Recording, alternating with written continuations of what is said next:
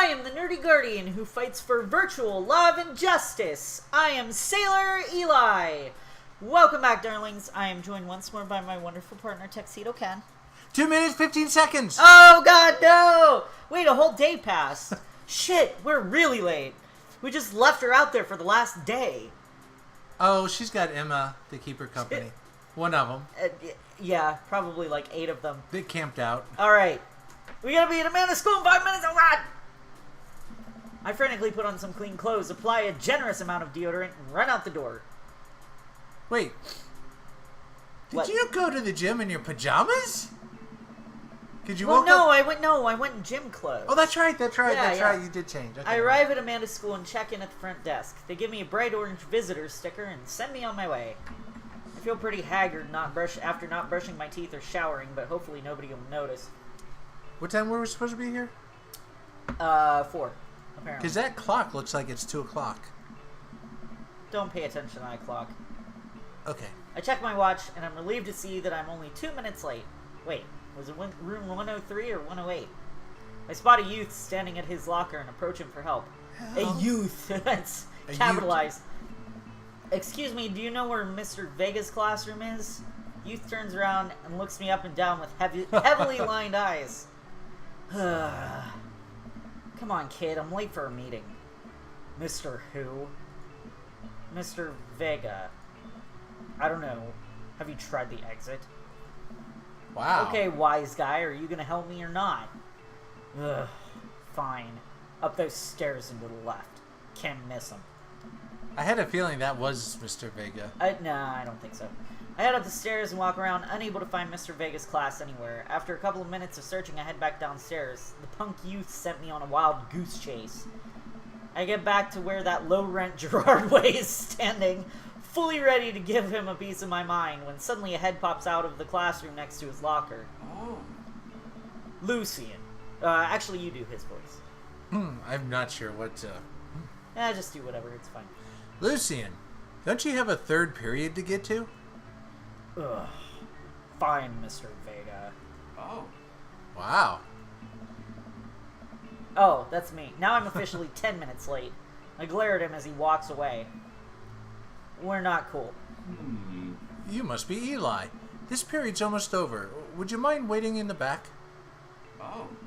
Mr. Vega leads me in, and I take a seat in one of the comically small students' desks in the back.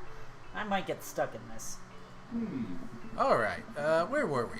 Now, who can tell me about the unreliability of the narrator in J.D. Salinger's Catcher in the Rye? Yes, Colin? Colin stands up and does a thing where he blows into the crook of his elbow to make a fart noise. The whole class erupts in laughter. Alright, everybody. Very funny, Colin. Please sit down. Oh. Now, Holden Caulfield is an unreliable narrator in the sense that... The bell for the end of the period rings. All of the students immediately get up and make a break for the door. Whoa. Remember to do reading and answer the response questions on page 194 in your textbook. Nobody's listening. Oh. Or not, I guess. Mr. Vega turns to me and sighs. Middle schoolers, right? Don't you teach high schoolers? Both. You know, budget cuts.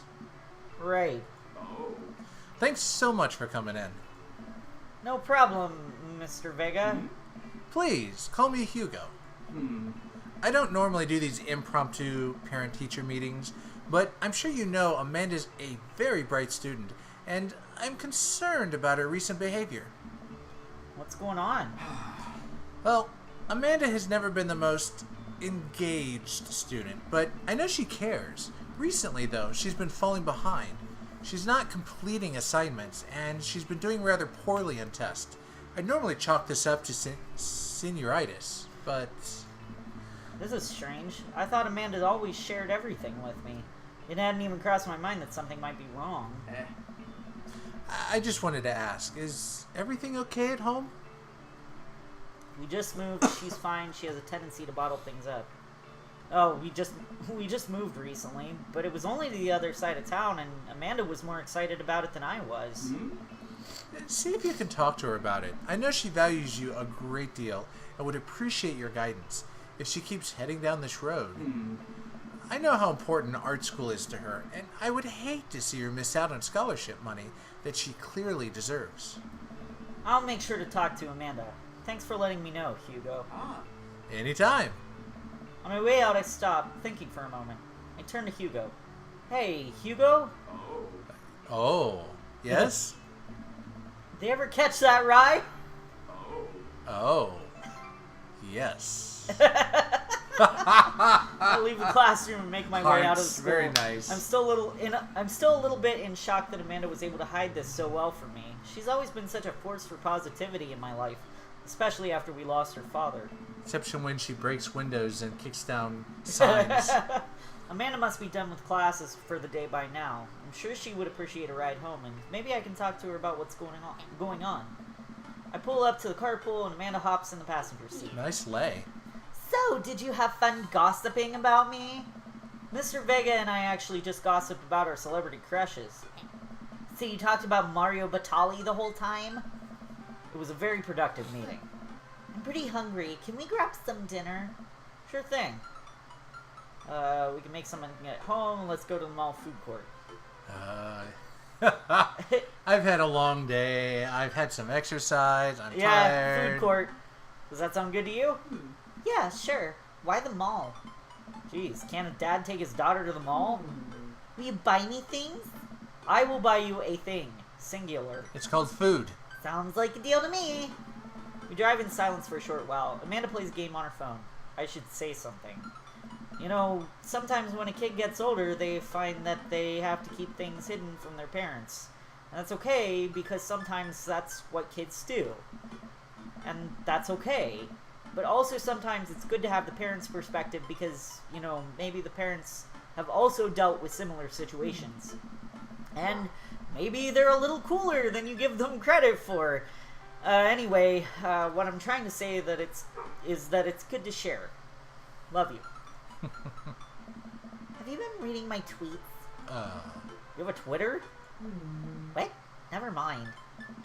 Look, sweetie, Mr. Vega said you haven't been participating in class and that you're not turning things in. Oh, I'm fine, Pops. Senioritis and all that. I thought you liked Mr. Vega's class. That's fine. He's fine.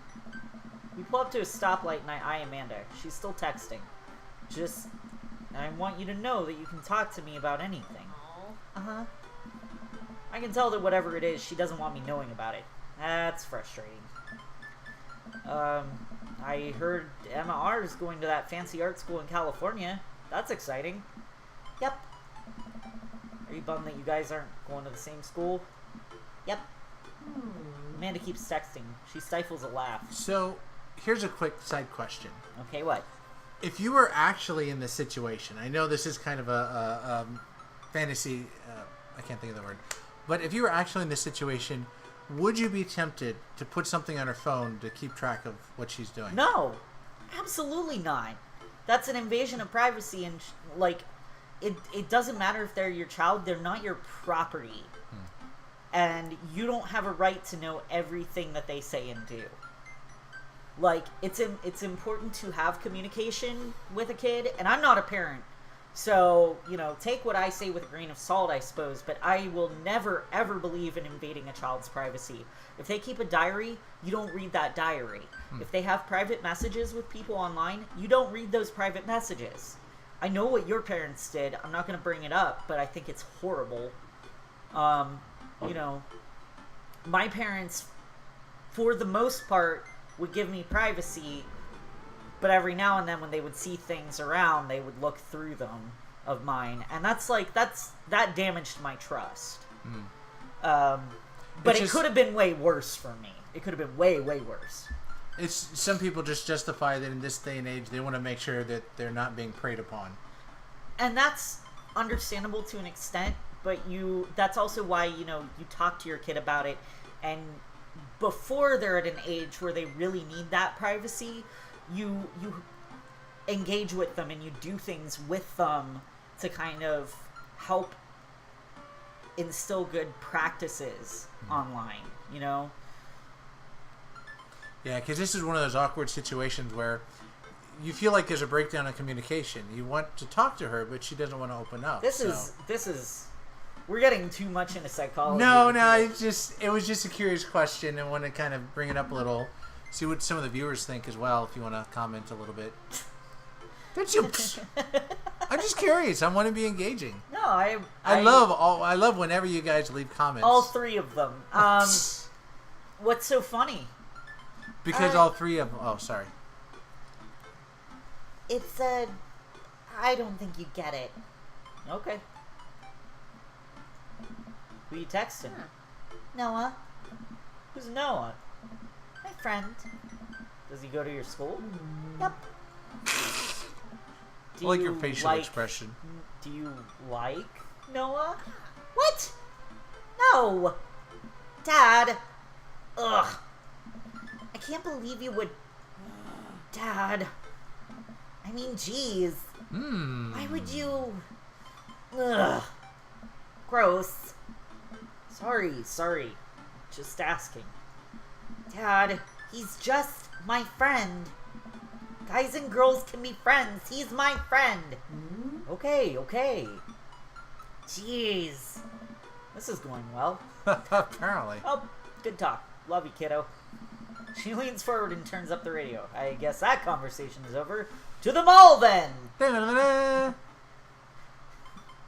What was it from Steven Universe? To the ship, then. Yeah. Alright, great. Liquor before beef, you're in the clear. What? We arrive at the mall, a big indoor shopping center with a couple different floors. It's kind of dead, but that doesn't stop a mall security guard from yelling at a group of loitering teenagers. Teens. No loitering! What are you in for? Loitering! That's another good Brian Regan bit. Manslaughter! Let's eat something disgusting for dinner. Hell yeah. Language, Missy. Heck yeah. Better. Dude, she's 17. We approach the food court and evaluate our options. There's greasy restaurant after greasy restaurant. My heart burns just looking at the menus. Nobody looks happy to be here. Aw. What are you in the mood for? Bread dipped in sugar, bread with cheese on it, or do you just want me to inject some fat directly into your bloodstream? Wow. I extend my hand to her. Would you do me the honor of sharing some nachos? She takes my hand with a grin. I thought it was holding my hand out to her to be like, inject me! Fill me with fat! Whoa! Knocking things over. Everything's fine. At least you're not hitting the It's okay. table. Yeah.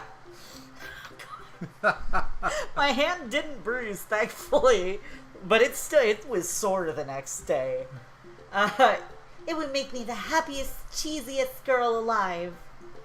We order a giant pile of chips and unnaturally orange cheese from a very unenthusiastic and possibly stoned teenager. We take a seat at a rickety table and dig in. These are bad. These are very bad, but also strangely delicious. We have to eat through the pain. We enjoy the fluorescent cheesy goodness together until we're all out of nachos. So, something's been bothering me for a while. Can you explain memes to me? Really? Oh, God. You should have done like, can you explain memes to me? Can you explain memes? What's to a me? meme? What is a meme? May slaughter. So, like, this is like me if I was Tuxedo Ken's age. He's 10 years older than me and had never been to the internet before. Thankfully, we've both been on the internet a lot. Well, that's how we met. Which meme? All memes. Amanda sighs deeply and places her head in her hands, like Connie when Steven's like, "There's an order to the books." She's just like, or no, it was when he was like, "Can you explain one thing? What's a familiar?" Because she's having him read the unfamiliar familiar. Oh, and right. she's like, "No." Dad, it's complicated. See, memes are inside jokes shared by a bunch of people that get less funny the more you do it. So the problem is that by the time a meme gets to you, Dad, all us youths have already done the joke to death. And what's worse than that is that movies and TV and video games will try to jump in on a meme train, but just based on how long it takes to make them, the meme will be long dead by the time it comes out. So it just dates it, and it isn't funny. Oh shit, what up? Ah! I see what you did there, Game Grumps. Dad, please. Anyway, changing the subject. Where to now? Want to go to that goth store? Oh, I hope we meet Damien. What? You know, the one that's all black and tries to establish itself as anti-establishment despite being an exact representation of the establishment. We're not thems, we're goths. We're goth. I don't know what store you're talking about. She's confused? You know, the one where you can buy chain wallets and it's basically an assault on what people fought so hard against in the punk and hardcore movements of the 70s and 80s. Huh? Dude, you gotta be more specific. The one you threw up in that one time. Oh, that one. Well, that jogs a memory. Amanda runs into the store with me trailing behind her. She makes a beeline for the back. There it is. You can still see the outline, kinda. Aww. I'm so proud. Speech! Amanda. Speech! Speech! Speech! Speech! Alright, I'll do it if you stop chanting. Amanda stops immediately. I clear my throat. Thank you all for joining us here today to commemorate an historic moment that would forever shape history. On a day very much like today, some 5 years ago, our very own Amanda Ann Moon Daddy had too much blue raspberry slushy on an outing to the mall. After begging her father to take her to Dead Goth and Beyond to buy rainbow suspenders, awesome. She proceeded to throw up all over a display of My Chemical Romance merchandise. Her loving father then had to pay for said merchandise, which to this day remains among our possessions. Thank you. And with that, yay! All right, great speech. With that, the orchestra is going to play me off. Thank you all so much for watching. If you enjoyed it, please consider subscribing.